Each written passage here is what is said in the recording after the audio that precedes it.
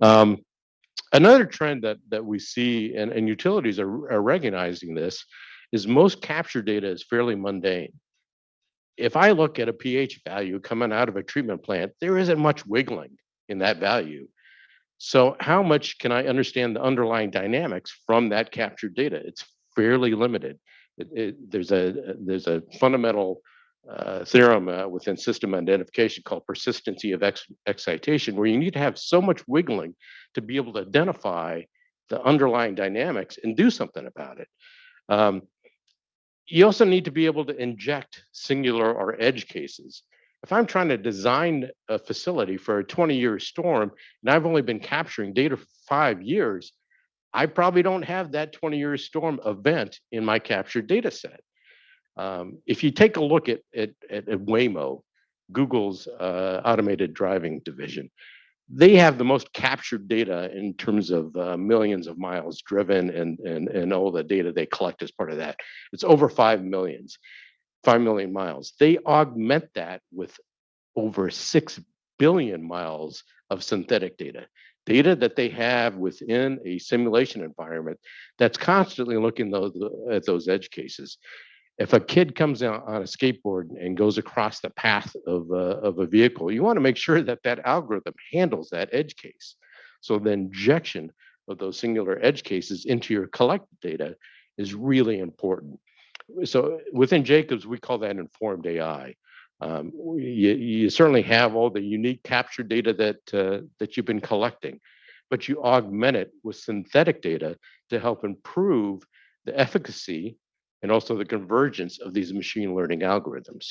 Now, we utilize that in our design efforts, automated condition assessment algorithms to help drive CIP, energy, chemical, and labor optimization. In other sectors, multimodal transportation planning and optimization. It allows us to handle those situations that really don't happen too often, but are very important for a proper system. Uh, Fazil was talking a lot about digital transformation, and there's a fair number of mentions yesterday as well. Uh, I threw away my talk as well after I heard everything yesterday. So this is a little bit of a smorgasbord of stuff coming. I'm throwing at you here. Um, so we like to take a three horizon view of digital transformation. First, start with digitization, and that's automating manual tasks or processes. Then you go into digitalization. That's taking a look at all the data you capture that's part of the digitization effort that you have executed. And how can I improve those underlying processes with the automation that I did and all the data that I'm capturing as part of that? Then you get into full on digital transformation. And that's really exploiting digital technologies to kind of create a new business or operating model. We're here out on the East Coast. I-95 is a highway that goes all the way down the Eastern Corridor. We're working with that I-95 consortium right now to do what's called mileage-based usage fee. If you take a look at how DOTs fund their infrastructure, it's from gas tax. Well, what's happening? People are buying electric cars. They're not buying as much gas anymore. Cars are getting more efficient. So the revenue that they used to get from the gas tax is shrinking. They still need that to reinvest into the infrastructure. So we're marrying digital technology to be able to identify where cars are driving, what kind of cars are driving there. Electric cars actually tear up the roadway more than a gas car because they're so much heavier. And then be able to base on the mileage driven and the roads driven how much that particular citizen should be paying back into the infrastructure bank to be able to reinvest into the transportation network. So that's an example of full on digital transformation. We're fundamentally changing the business process of how the DOT is able to operate. It's great to be coming after the sustainability session as well. So I want to go from sustainability to a larger corporate trend, and that's ESG, environmental, social, and governance. We're seeing a lot of clients adopt ESG strategies, even as a top 10 business priority. Um, they're seeing that as a good way to attract customers, a good way to attract investors, and then also a good way to keep employees as well. In fact, within Jacobs, we project 50% of our growth by 2025 is going to be coming from climate response or from ESG driven initiatives. Walking through an ESG challenge. In California, we're facing one of the worst droughts in decades. Southern California has the highest or most severe water restrictions that they've ever enforced. You live down in Southern California. How's your lawn looking? Not too green. um, Industrial processes are heavy water users. So the monitoring capabilities that we can inject with IoT, big data collection, and edge analytics really afford a better understanding of how that water is getting used. Um, an initiative led by Intel, one of our largest customers, is leading to the reduction by 40% of the water used for semiconductor manufacturing. Their consumption is now down to 2010 levels by injecting that the data from the IoT collection, understanding the sub processes, and understanding where that water is getting wasted. They're on target to be net zero or neutral by 2025. The ripple effect that we see on the sustainability side is kind of interesting. The number one consumer of electricity in California is water, moving the bloody water down from where it is to where the people live. That is the number one use of electricity within the state. Well, if you reduce consumption, you reduce electricity use. If you're reducing the electricity use, you don't have to be firing up all those natural gas generators, and you're reducing greenhouse gas.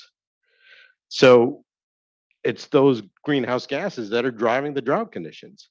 It's that goodness on one component that allows the kind of additional downstream benefits. And it's interesting in sustainability, the kind of circular nature of it. And it's those fundamental societal benefits that I love, and that's why I continue to work in the infrastructure sector. It's making those differences for communities and driving change through digital. That was really beautiful. Thank you. I'm going to try to build on as well what the other gentlemen have mentioned already and bring us home at the same time. So good afternoon, SWIM community. I have been looking forward to this opportunity to contribute to the discussion around big data, analytics, and AI. And in particular, this chance to share how the work that I do aims to make a difference in sustainable, and I saw what you did there, James, intelligent water infrastructure management. SI win. Very nice. And I think from a sustainability perspective, the first thing that I would say is that I'm incredibly proud to work for an organization with a 50-year legacy in leveraging our technology, science, and innovation to aim to make ever more improvements in our own operations sustainability. And this year, IBM was the technology partner at the 27th Conference of Parties in Sharm el-Sheikh, Egypt.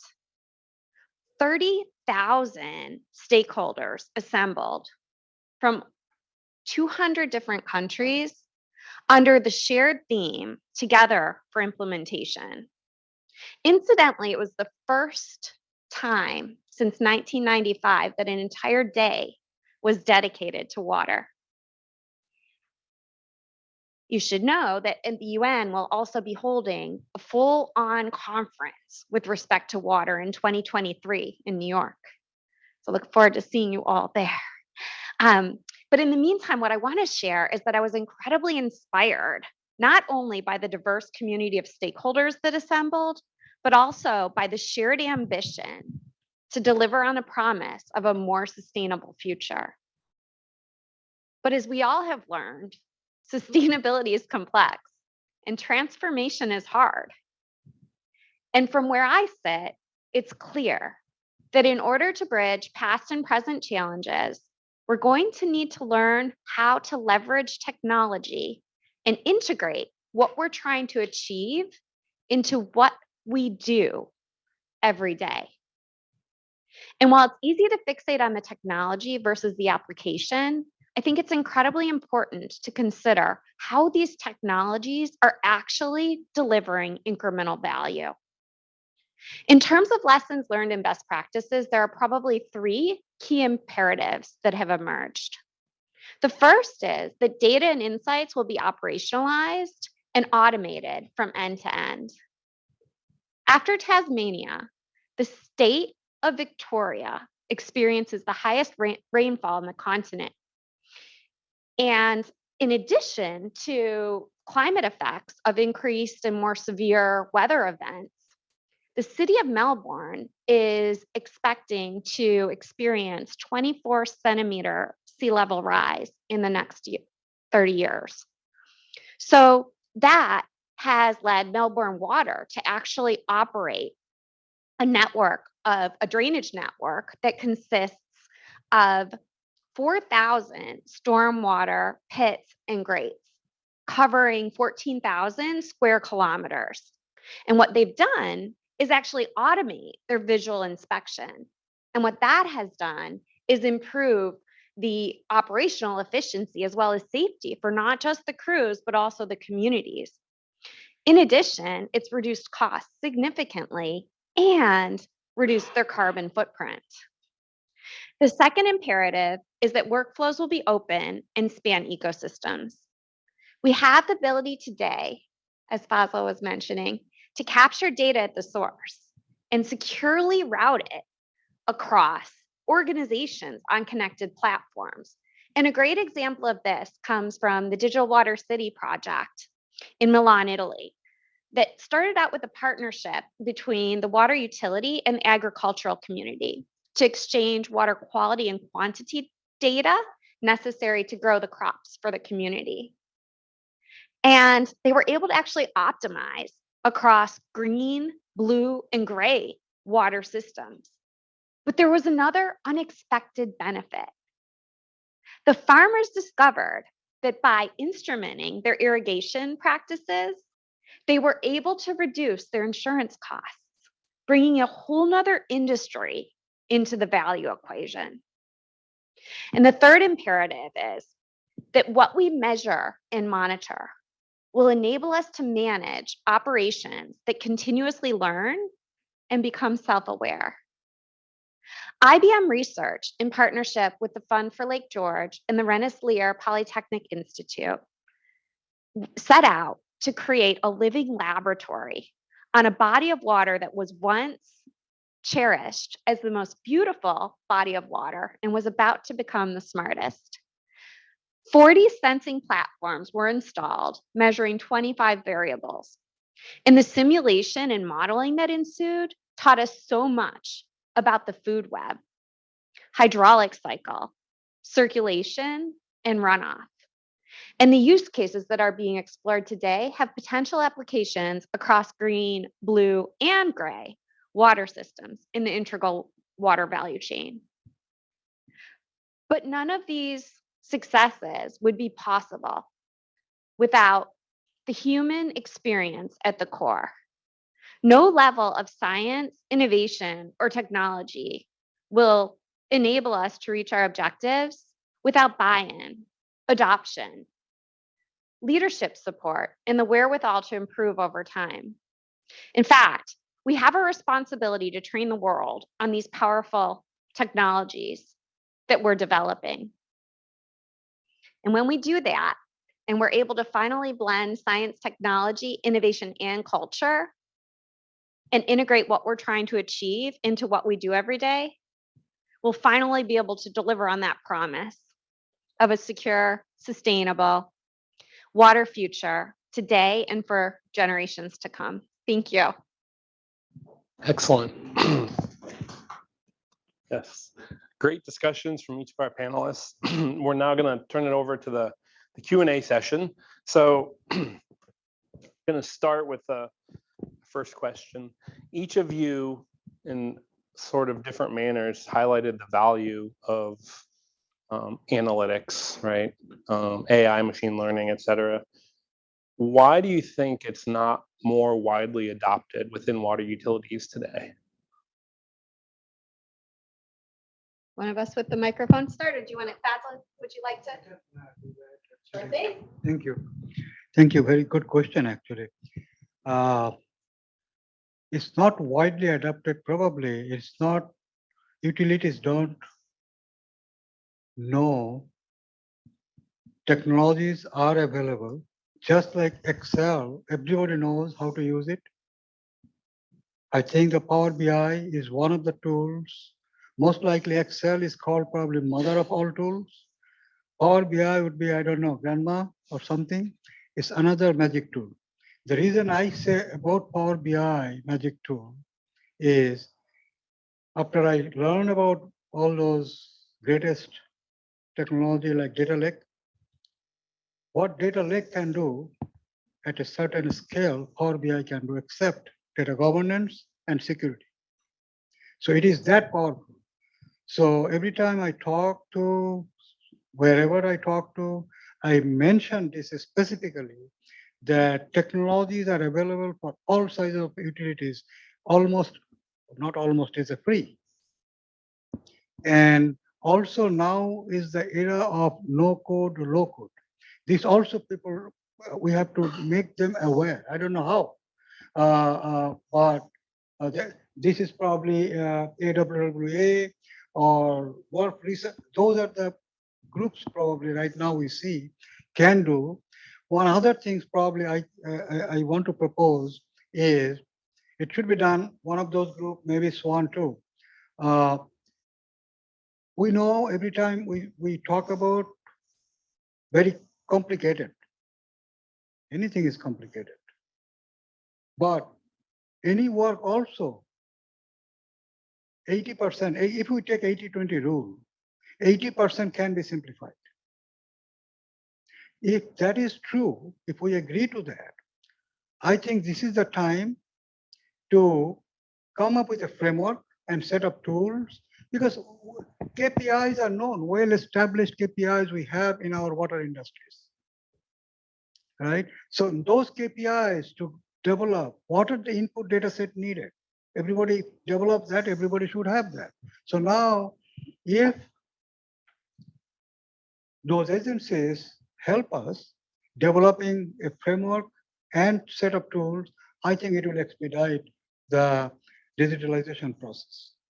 I know we talk about a lot of good things, but I think ground level information is so critical for this digitalization, and that's how it can start. That's my opinion. I have a pretty good example. One barrier is our data scientist. There's one in particular. He's got some really great R code that produces using some of our buoys that are out on our reservoirs that look at our reservoirs vertically. So we look for where chlorophyll is or where dissolved oxygen is in the water column. And then just for your reference, we can draw water out of most of our reservoirs at different taps using stop shutters and stuff. So he's got this code that develops these really great heat maps that show where the optimal water is. It's the challenge is operationalizing that code to, so he doesn't have to run it every week, which he's doing right now. And that's a barrier, and it's a lot to ask from a data scientist to really kind of enter that to automate that process. So Yeah, you hit on exactly what I was going to talk about. Fundamentally, utilities have smart people that can kind of create these algorithms and have it run there for themselves in a manual fashion. You really need to ramp up in terms of your citizen developers. How do you enable them to take that algorithm, pop it into a proper ML pipeline that can scale, that can be automated within the IT infrastructure? I think that's the fundamental challenge that a lot of utilities are having is we have smart people. They understand the underlying processes, the chemistry, the biology, and all that stuff. But how can we take that knowledge and have it scale into something that is implementable at the enterprise level? because that's what you really need for it to sink into, the actual running of the water utility. I would say, just to build on that, trust and transparency, it's the number one barrier, because you have all these brilliant, engineers, you also have brilliant data scientists, but there's not a lot of trust probably yet built up between those organizations. In a lot of ways, it's folks who really, really understand the data, and then folks who really, really understand the operations. But then how do you bring that together in a way that trustable, and then, as you were saying, actually integrate that in the way that work gets done? One of the ways that we at IBM are trying to address that is, I think it was just this January, we kicked off an initiative of providing, what we call a garage, or an MVP access to all of our tool set. And we're bringing our partners in. So expert engineering firms, along with us and our clients, to tackle some problems and actually produce code, produce an MVP that then can be run in an environment. But I will tell you that sometimes in working with utilities, the first 6 months, these are 6 to 8 week projects, mind you, the first 6 months are getting access to the data, making sure we understand the data, bringing everyone along so that they're comfortable in sharing that data for the purposes of this initiative, and making sure that the teams that are working with the data understand what it is that they're working with, and can drive towards the outcome. There's something more you want to say? No? No, I mean, I've been on the receiving side of frustration from data scientists, and why do I spend 80% of my time cleaning the data? And, that's the role we're trying to address. So connecting the topic back to workforce, I have an interesting observation from kind of just talking with many utilities, right? In the past, the frontline staff, right? The operators, the mechanics, they had the inherent knowledge within themselves, and that was the value they brought to the water utility and ultimately to the public. As workforce has retired, as new people have come in, we're now relying more and more on data to make those decisions rather than the human knowledge, right? So an observation I've made is that that frontline staff are claiming their value in the organization as to being the owner of data. So they don't want engineering. They don't want anyone else to have that data, because when everyone has that data, then they don't have value to the organization, right? They're tying their value to the data that they own, and kind of that silo. So how do we kind of get past the trust, right, that Rebecca mentioned, the silos, and making data available within the organization when it's really tied to what people think they bring to the organization? Thank you. I think this is also a great question. This is one of the areas I think can be addressed probably through the in-house utilities, in-house team better. Because and that's what exactly we are trying to do. That is the reason I'm sharing my thoughts that way, that general tendency of utility staff is they don't trust others that well. So, and they don't share everything. This is, I have noticed, even they don't trust within the utilities that easily. But that relationship we have to build. And that's what we try to do. We build relationship. Even if we find something wrong in the data, we never share with anybody other than that person, or we don't take any action on that. So I think that trustworthy relationship, and inside the utility, high-skilled team probably can address better than outsiders. Yeah, our data ownership, we've done a lot of, like, I said I wasn't going to talk about data governance, but we've done a lot to, identify all the sources of data in our 100+ databases and 100+ applications, and assigned roles, and who's the SMEs and who's the owner and who's on the IT side. So that's kind of helped in some ways provide a better sense of ownership, like a more positive sense of ownership to the data. rather than kind of an individual. So, it's about promoting people's values. And, a lot of the younger staff that are coming in, they expect to run R code or use Python to do data analysis. And there's challenges with, union titles with that, but, it's something that's how the world's changing, and we have to embrace that.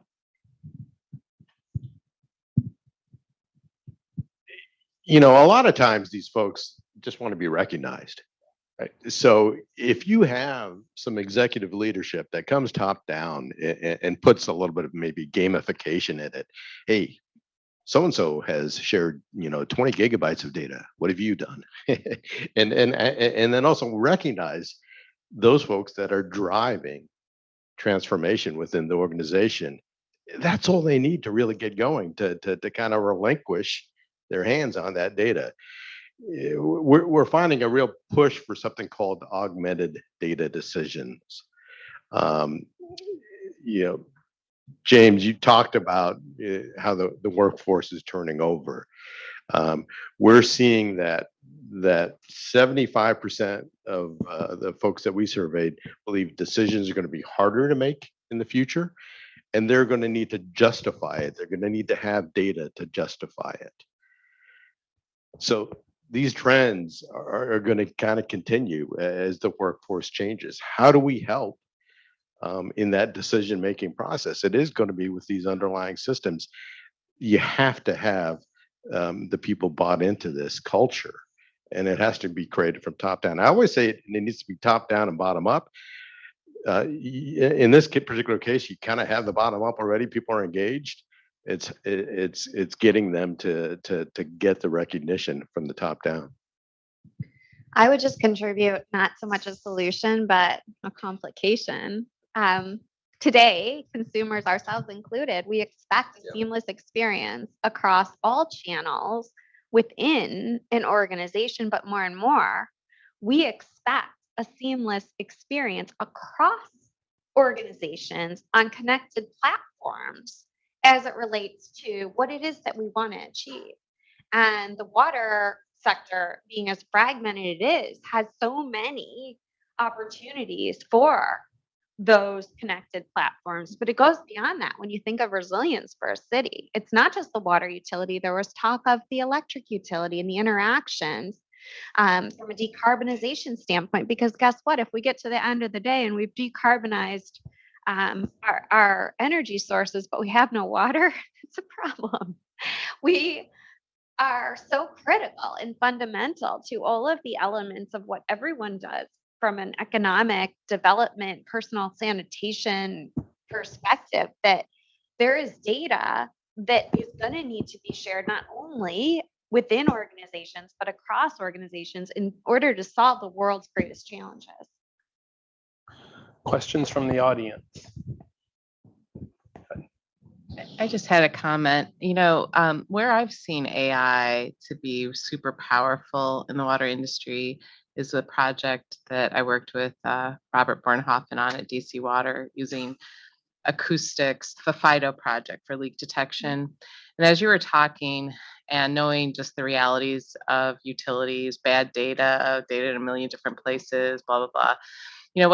What's made that so successful is that it's collecting data and creating a library that has minimal human interaction.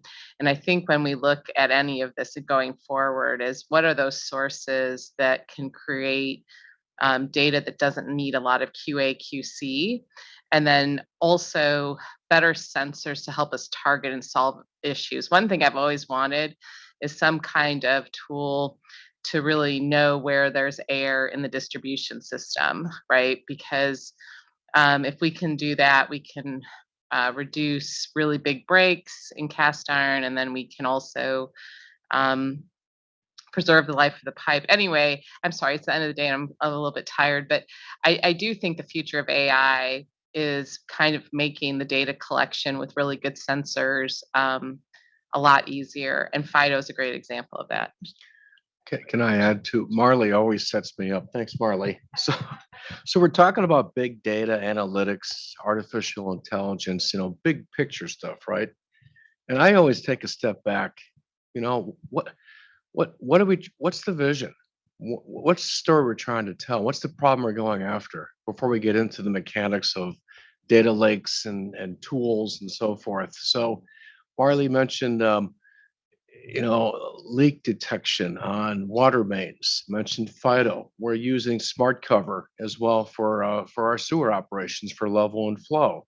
We're using other, and each one of them has a story with them in terms of being able to, we've got an 80-year-old, on average, 79-year-old water main average age. Okay, we're dealing with old infrastructure. Okay, we can't afford to replace that relatively quickly. So the story is, what can we do differently? How can we use smart technology in ways to be able to go after and fix problems and keep track of the data? Same thing with our aging sewer system. So but it begins with a problem and a story as to that's what drives Faisal. That's what you talked about business drivers. That is the business driver right there. We're doing this not because it's IT or it's what everyone else is doing. We've got issues. We got to deal with these issues. AI is just a tool we use to make smart decisions about data and how data is treated. So these are just kind of confirming what you're all saying, but we agree. But I just don't want to get too lost in the weeds and talk about at the business level. What are we trying to do and why? Just don't lose sight. And Yeah. to his point, like, I always think the predictive water main breaks, most utilities have so much data about where their mains have broken. They know where they need to replace. But would be terrific to your problem is we have a problem. Like, how do we prevent water main breaks? Right. And so having sensors that collect that to help us prevent using AI, that would be helpful. You know what I mean? And I think it's like one of the other trends we're seeing, probably some of the others are seeing this, is that I always say this, there's a pressure comfort zone, and really studying what is that pressure comfort zone in cast iron. And one last thing, the place where there's all kinds of efficiencies, because you hit on electric, is, now that I'm on the vertical side, there's so many sensors and data on vertical side, all kinds of stuff that could be focused there to help optimize the pumping and the electric use and all that. Thank you. I'm so sorry I have to leave, but I was truly excited about the topic, not just that was the end of the conference. So thank you. We're doing I know you're leaving, but in the next 6 months, we're doing actual AI application to help improve our sensor data. That's been one of our biggest complaints from those who maintain the sensors, that we have, regular schedules where sensors are maintained either once a week, once a month, and we really don't think people need to go visit these sensors that often. So we're going to use AI to help us determine, whether it's multivariate or single variate. We use computer vision to help us identify anomalies and help QA, QC the data and make it better. So, there is a fundamental tenet on data quality. The closer you can actually do that data validation to the source, the better off you are, because you lose context. If I pull all that data in and then into a central location, and then I attempt to do data cleansing, I no longer have the context of how that sensor was feeling that day. A lot of sensors will have indicators in terms of signal noise ratio, other elements. So push that out to the edge where the data is actually being collected. You're going to have much more success about cleaning that data, as opposed to pulling it all in and you just have a pile of numbers and you're going to say, okay, which one of these is bad and which one of these is okay. Push as much of that closest to the actual data collection, you're going to be much better off. Don't even collect the data, leave the data where it's at, and virtually access what you need when you need it, and build all that interoperability. And Faisal, I don't know if that's what you were about to say. No, I actually, what we are trying to do is we're using machine learning techniques to identify anomalies in the data whenever we get it. And of course, when we collect that data, we predict using a smart cover or weight well levels in the lift stations. And other things we also do with the data, real-time data, try to give a meaning in it. So we using historical data, we develop green zone, yellow zone, red zone. So that means as soon as we see a new data point, we know it is red zone. If it is red zone, that means some action associated with it.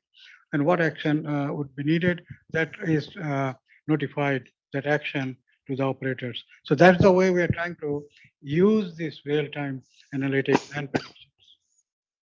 I would just contribute to the gentleman from DC Water. I'm sorry, I don't know his name, and I know, but I have a client who has on the electric side who has stood up an annual conference that they have, and he runs their analytics organization. But the annual conference is targeted internally to all of the different departments within the company to make them aware of current practices and to solicit business problems that that they want to tackle and get excited about. So that was one way. I know there was a question at one point about how do we educate everyone on what's out there. But what was really great about this the second year, 2023 will be the third year that they've done it. But by the organization seeing what each other are doing, it really inspires that competitive spirit across the company and more interest in leveraging data analytics and what we might be able to do with that.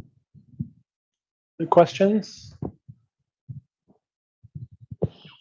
So I talked to a couple of consultants during this one, and so they said that they want to hire top talent, but they usually do the candidates out to big tech companies like Google, Amazon. So do you feel the same? And if yes, do you have any like roadmap? So your question is to utilities? Yeah. Brian? I have not hired anybody from as a city employee, but I hired several employees as a staff augmentation through consultant. Their salary is competitive, but not competitive to Google, but competitive to engineering industry. And they're stable, they're still working for years. So I have not experienced that by myself, that challenge. But it depends on probably, but definitely that's a challenge. I understand theoretically, but I have not experienced that myself. Yeah, they're probably not applying with us, that they're going to Google or wherever. Especially where I am, I'm actually a couple hours north of the city. So, but I just as a general statement, a lot of our positions where we used to have 60 applicants, now we have 4, and it's very difficult. But we do see really good pockets of younger students coming in who have a lot of excitement. They're coming from both environmental science background or data science background, and we have pretty robust like postdoc program, and we've hired a lot of those students, and they spend a couple of years doing watershed modeling for us or phosphorus loading or whatever it is, or we're doing a lot of like climate metrics now. It's a great program, and it's been kind of an incubator for us to retain talent. There's always this, hey, the grass is greener on the other side of the fence. I lost Microsoft about 7 months ago. They're now coming back because the work that they were doing, how is that helping the community? How is that making a difference in the world? Intriguing stuff, cool stuff, but they wanted to come back and make a difference. This younger generation, compared to an old fogey like me, is much more engaged at that level. And making that, if I can sit down and say, this is all the cool stuff we're doing, I can win compared to Google, even at the compensation levels compared to others. I would support that idea. And for the water utilities. There's so much more talent that's interested in making a difference now, and that is a critical decision on factor. And I dare say that our industry is becoming cooler. But I would also share it just along the themes of being an IBMer and at IBM, us being client zero, sort of drinking our own Kool-Aid. We've done a ton of work in HR and around talent development, not only on the recruiting side, but also on the retention and career path development. And one of the things that we're exploring now, because you could argue that we're just as guilty, right, of having the talent and not enabling our clients to use that talent and develop that talent into question is, if we have a client who's working in New York or in Houston, and sorry, if we have an employee who's working and is super successful there, but they've grown in an affinity even with our client, that the utility themselves, is there a path? Is there a career path that we could help enable them to come on board there? And so this is again this idea of data traveling across organizations. You have someone who's done 2 or 3 projects at a water utility and wants to live there eventually. How do we enable that rather than, sort of trying to hoard that talent on our own? But actually, it's now about the individual. And how do we celebrate that individual, make that individual as impactful as they may possibly be throughout their entire career? I think you can use technology to do that as well. So interesting observation. In the past 6 weeks or so, there's been quite a few staff reductions in the technology sector. And I've seen a lot of targeted messaging from the water sector to those employee bases, right? So definitely pay attention to what's going on and take advantage of that. Utilities that are doing that are probably going to be much better off a year from now than others. So. Do you feel that provides a little bit of discord between great technology science and flexible that way, but what about not that thinking might be more automated processes, but that was a little bit of a discord initially, especially with COVID for us. Wait, you're kids go home, they work from home, Right. and I have to. No one else has done this. Talking about that, or so it's hard. It's not all technology. Oh, absolutely. Yep. That's a great point. Any other comments? Probably one more question from the audience before we go to wrap up. No? Okay. But So one comment I can make on this particular issue, because that's what I share typically with our consultants, that of course, the way we used to do consulting, it has to change a little bit, those who are involved with technology. So I see the trends also among the consultants. They are having a separate body dealing with these technological challenges. So I see most of the companies, they're doing it. So I think that is probably one of way to have some support continuously from our consulting partners. okay, so quick wrap up. Each one of the presenters or panelists can answer. What do you think is the single greatest opportunity to accelerate adoption of analytics and AI technologies? From my side, actually, I shared already my thoughts. So to accelerate, the bodies like SWAN or WARP, those kind of bodies, I think they should come up with, it is not, I'm talking about supporting City of Houston or big cities, smaller, medium, limited resources.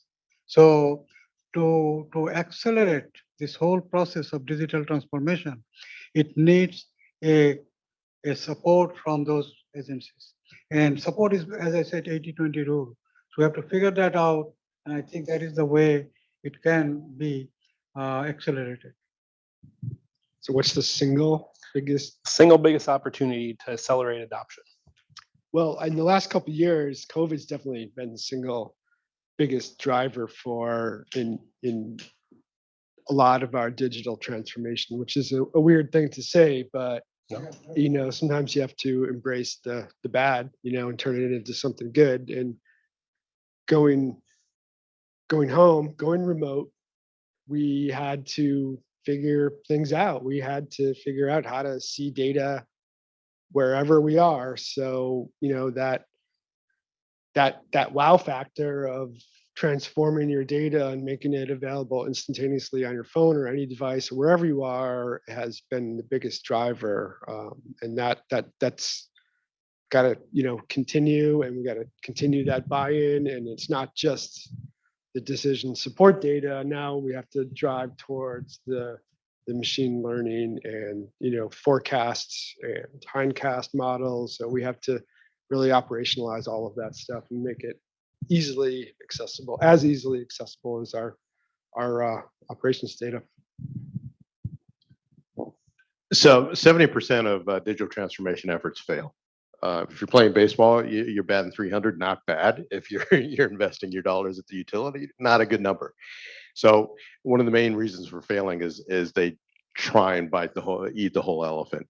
Be incremental in your implementations. Get some quick wins in there and learn. Have some discovery phases. Because if you try and really sink everything in there, you're going to fail. You're going to need to have that time to discover.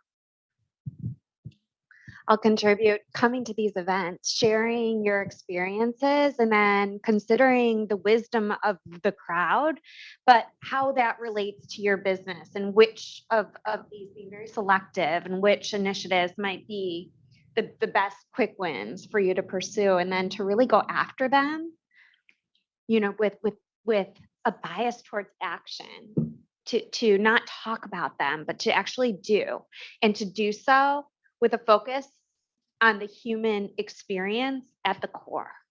Because again, we initiate and create a technological solution that is quite beautiful, but until it's adopted, there's no value.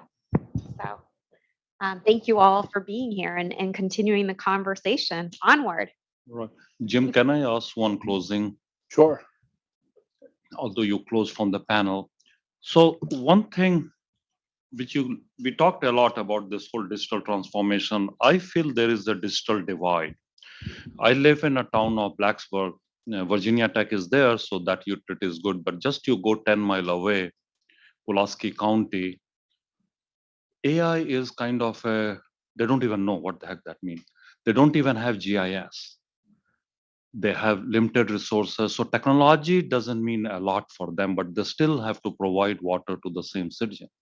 So can you comment how we can bridge this digital divide?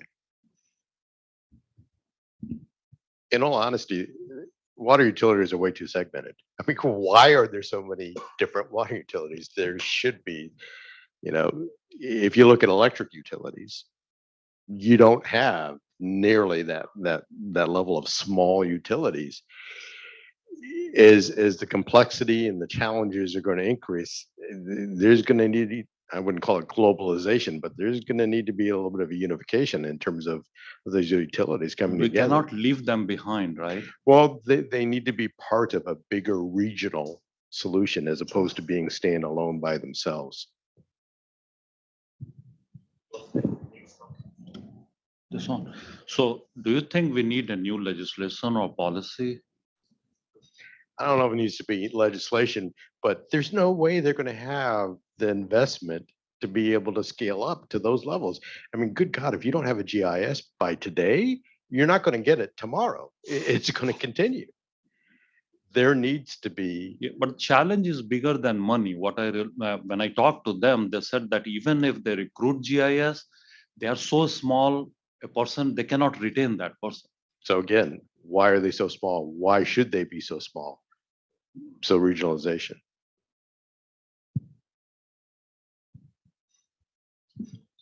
So the fellow earlier talked about that open water standard. I forget exactly what it was called. It was the exchange format for data.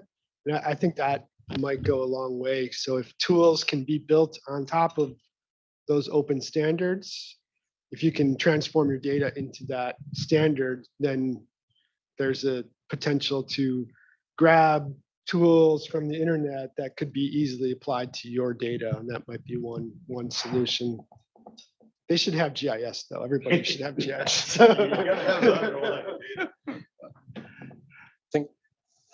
One comment I can make. Utility is one thing common. Everybody reports to government. So it is not that totally unknown. They know that utilities. Everybody has to know. But what is not, what they don't do, most of the utilities, they don't see history.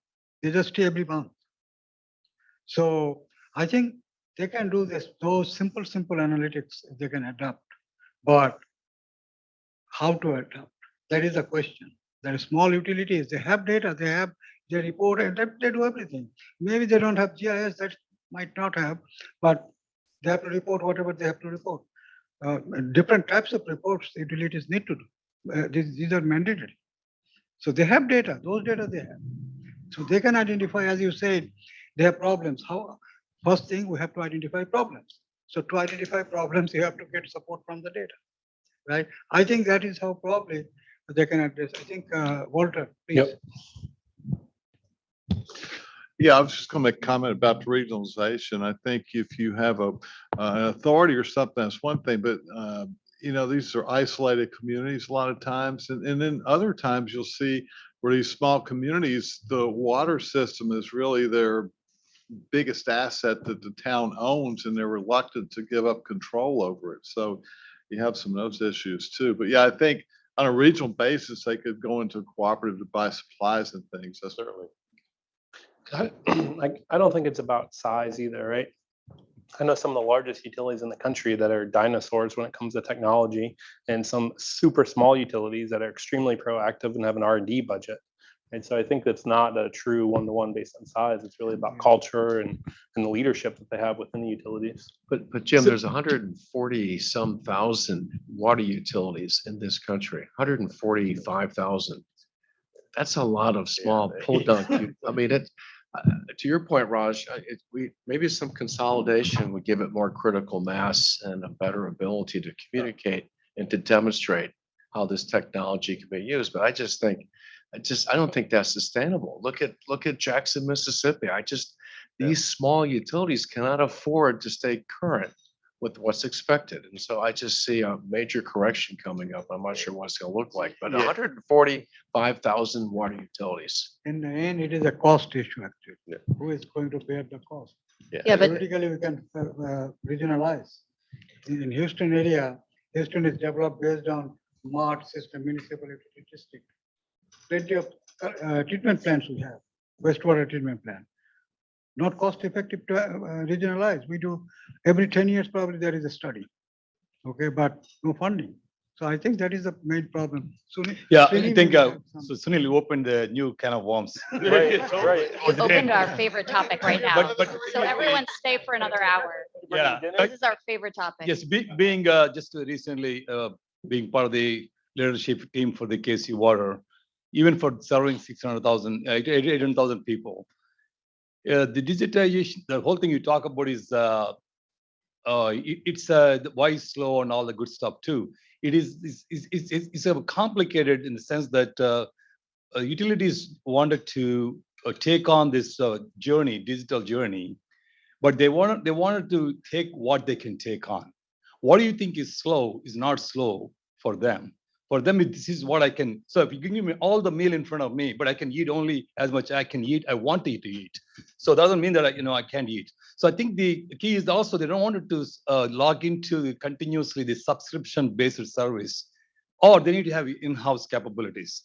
My IT asset manager, their system is that we're going to only move as far as they can handle. Means that they wanted to keep the data security, cyber security issues themselves. Means that anything we're going to develop, we're going to stay on our servers.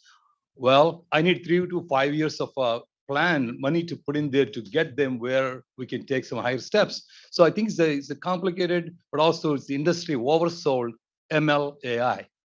We go and say, really, what is there's really truly water artificial intelligence. So I think that is another thing they were basically put a deaf ear every time you go with it. I think we got to help them with and say, look, business drivers, what problems you try to solve, and where we could plug and play available technology. They will listen. But if you go say, CDX doing this, we have this fancy technology, they listen, they go back and forget about it. And then next time I invite them to another call, said, I don't need to take this. So I think we have a responsibility here to say, this is all available for utilities, small or big. If they don't have a business driver, if they don't need a GIS, they're getting the services delivered. Maybe they don't need for small community like 1,000 people, but it is available there. So my point is that I think let's recognize the fact that there are different utilities and different growth curve. They're all probably doing what they can do. They each one have their own development curve. But when we go and say, this is what you should do, this is what is available, that gets a little complicated for them. Also, they don't want to lock into these consultants, service providers forever, or unless they can build a house, which is very difficult for them to do to keep the talent they need to run these systems. That's very complicated. So we need to continue to talk for the next 10 years. Well, utilities, it doesn't matter what size you are, right? Use the most simplest tool you can to get the job done, right? I mean, if I'm 50,000 out of the 100,000 are, a church that has a single well, but they're considered a public water system in the US, they don't need AI, right? They don't need a GIS, right? So you got to make sure we kind of put it in the context of what a utility of certain sizes actually needs. Exactly. So I really love Professor Sinha's question. I just want to add one point that's not come up yet. So the GIS software industry began in the 1970s, right? And basically there's just one market leader with 400,000 users or so, and the license is about $4,000 per user. But if you think about a similar domain like the GIS domain, say Photoshop, Adobe Photoshop, it has been somewhat similar in the style of the software, the licensing cost, and so on, until Canva came along, which offers more or less the same thing with much lesser barrier to entry and use the software with a pricing policy of $10 per user.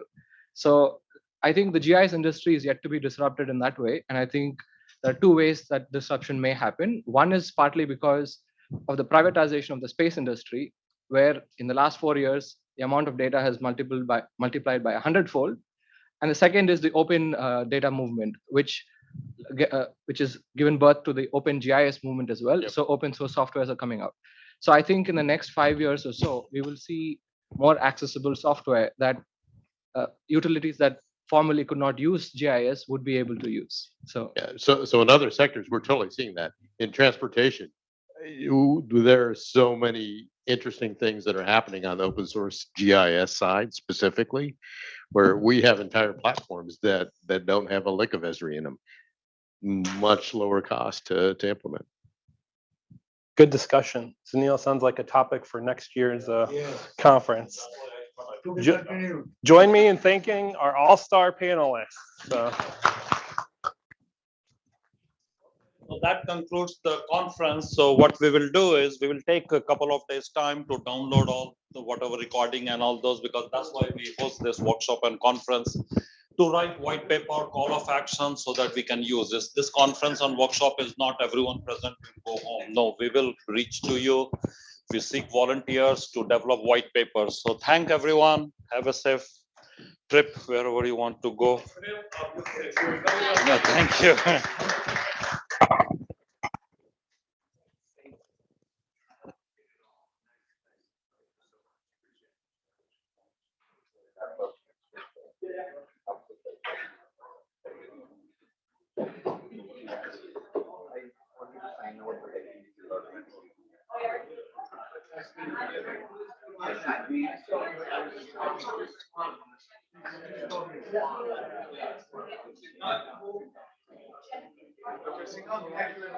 Thanks for helping us, and thanks to all of the staff and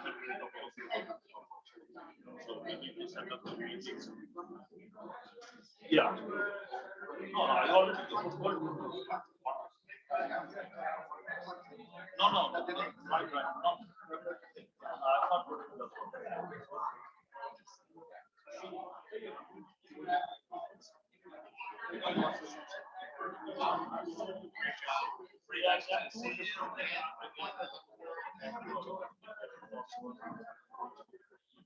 I will.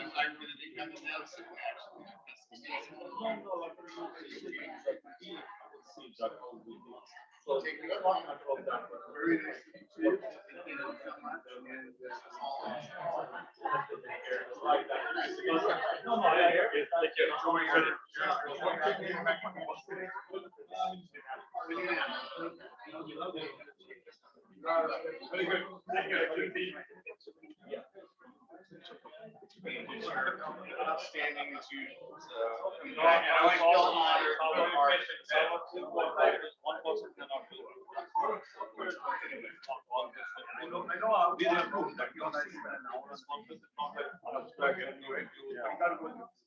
Recruit. Yeah, so thank you. Lucky fails for all the time. So, yeah, I was.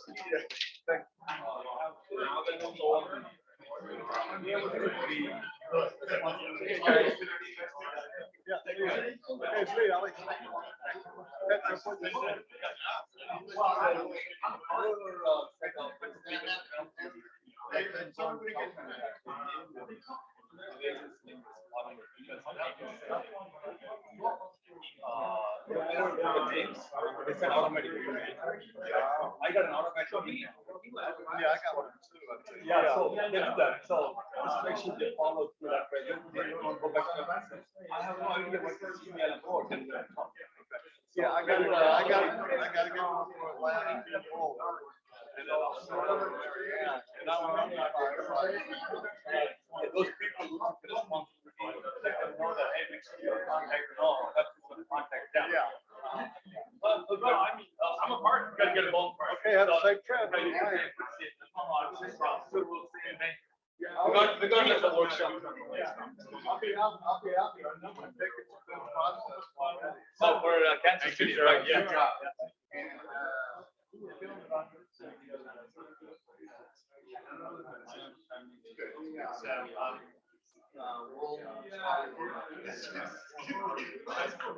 Yeah. We're gonna talk.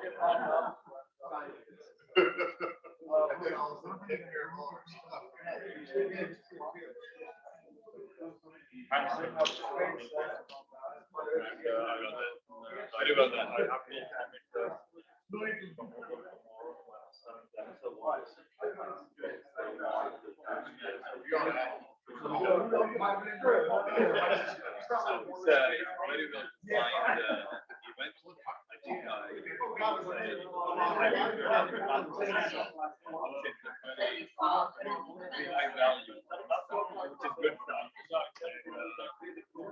yeah, very good.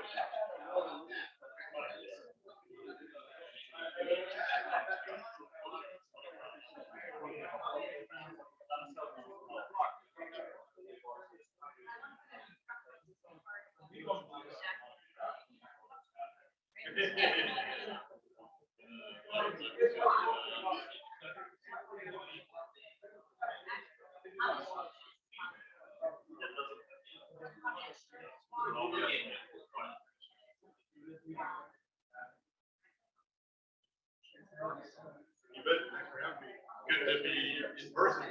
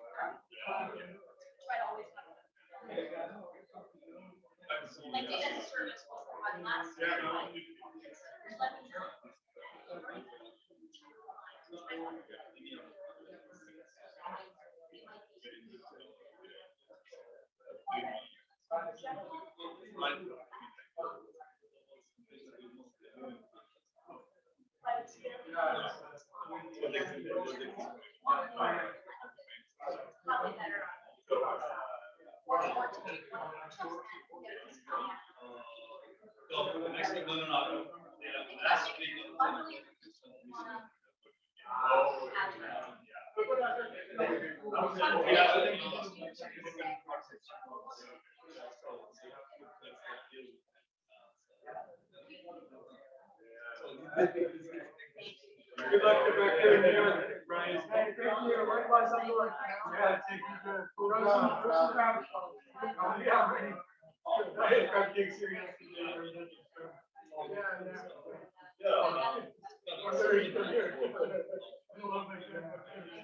Where you go to town?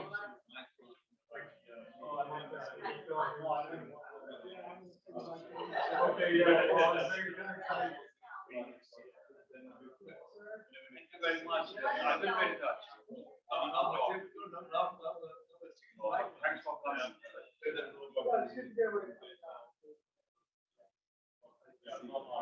Thanks for your talk yesterday. Yes.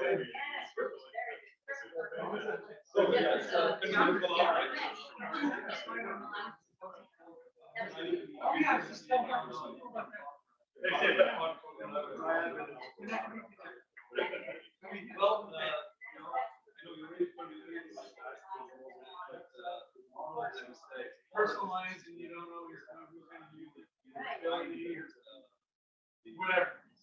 People come in and go, yeah. But anyway, that was kind of a.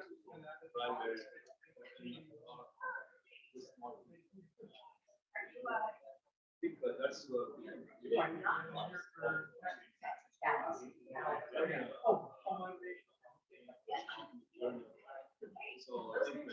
no, that was really cool. I mean, we basically tore our house down and rebuilt it and then learning like force methods. Yeah, so what's interesting is, you know, when you move, when we moved into our house, we just thought everything was normal. And it moved, and things, even more appliances failed. Our next door neighbor, same house age, the line on their, the water line on their refrigerator went out. And they need to get it. House tore out. So, I get it, yeah. smart home. Smart home. Yeah, my sister and I have a house with relatives. We went Simply Safe.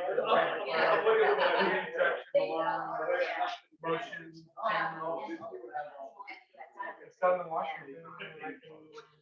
So that's the one thing, the smart homes that we need to avoid is front water. Is there, you know, at least when I started, there were like 3 different hubs essentially, right? 3 different ways that you can exchange data.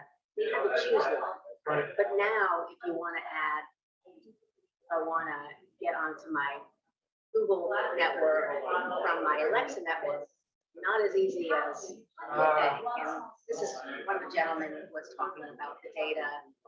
You know, once you're at the application layer, some of those applications save their own data. And it's, you know, it's a different way to silo. And then it's a different way to- Exactly. So that's, Yeah. we need to avoid that and maybe the research. Hello. Nice to meet you. Talk of the day. Oh, thank you, and yours as well. Bloody hang around, that's the end of it. Well, putting AI at the end, That- that- always that says. keeps, yeah, I could go to program smart home for AI. That's right. We were just talking about that. Yeah, There that's is cool AI. stuff. Yeah. It always It works. puts it in context, right? Right. You know, when you practice, you know, really, tell other people what. And the challenges. So like I said, the challenge won't stop, right? So you can create this path and create a silos. I said, how many calls are we? I was in Kansas City, just a couple months ago. Oh, okay, living there. And actually, I was part of the DC Water. They were sharing. Okay. And I just changed job a couple months ago. But I was the next one there, trying to drive that, I was internally championing the leadership level. But then, that's one level, right? And then we had to bring in the operators to in between all that. So it took 2 years to get people, think that we wanted to grow, all we wanted. It's not about our city, it's about how we can grow. That resulted into an annual commitment. Bye-bye. Okay, thanks, Shirley. Thank you very much. We saw each other yesterday morning. Yeah. We did. We Okay. Okay. It's a great band. People. Right? Yeah. Data analytics, man. Yeah, so, Okay, anyway, so. I was saying that that's how we got that growing annually. This is with this. So we didn't develop stuff.